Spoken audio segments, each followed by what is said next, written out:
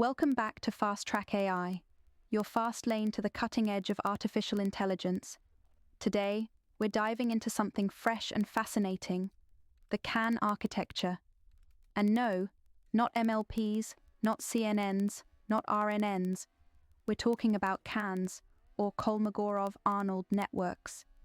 This is from a brand new paper published in May 2025, titled Kolmogorov Arnold Networks.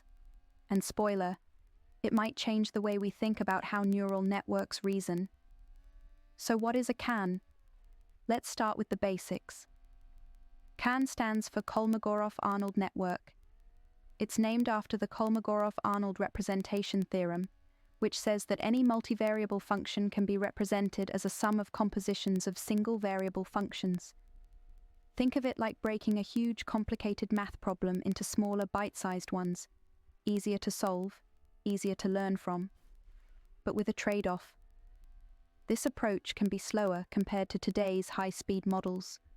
That's the catch. It learns smarter, not faster. That's the foundation here. Unlike a traditional MLP, or multi-layer perceptron, where weights sit on the edges between nodes, CANs put learnable functions on the nodes themselves. These functions are usually represented as splines, smooth, learnable curves that can capture more nuanced behavior than fixed weights. It's a subtle but powerful change. This gives CANs some really intriguing advantages. First, they're sparse, meaning they can represent functions with fewer parameters. Second, they're more interpretable. You can literally look at a node's spline and see what transformation it's doing.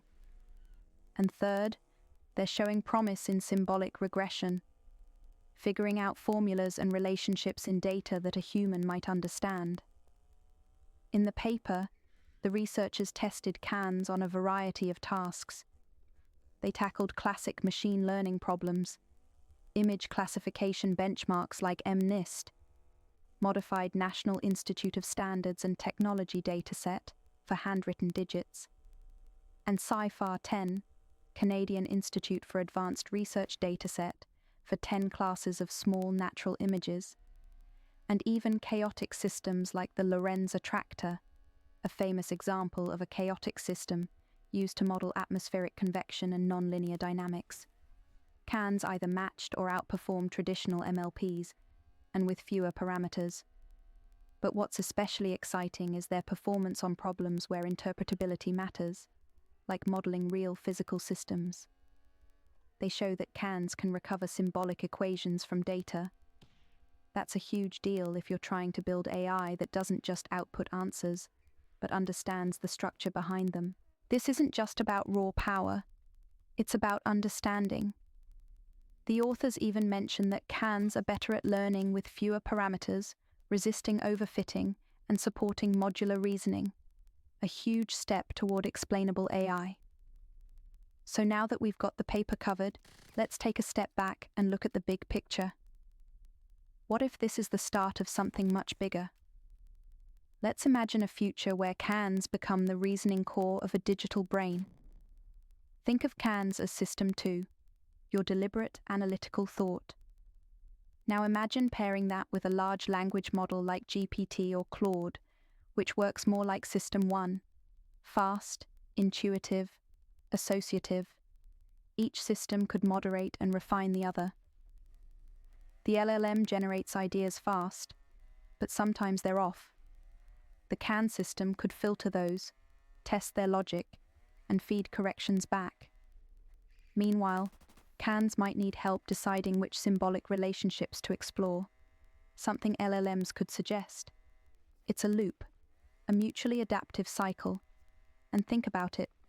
How many times have you had a gut reaction, only to stop and realize, wait, that doesn't actually make sense? That's your System 2 stepping in to course-correct your System 1. This architecture might be our best shot at building that same dynamic into machines.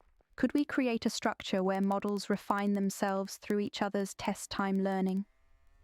Could the mistakes of one become the lessons of the other, like two minds co-evolving inside one machine? This is a speculative idea from a layman, and it may turn out to be totally unworkable.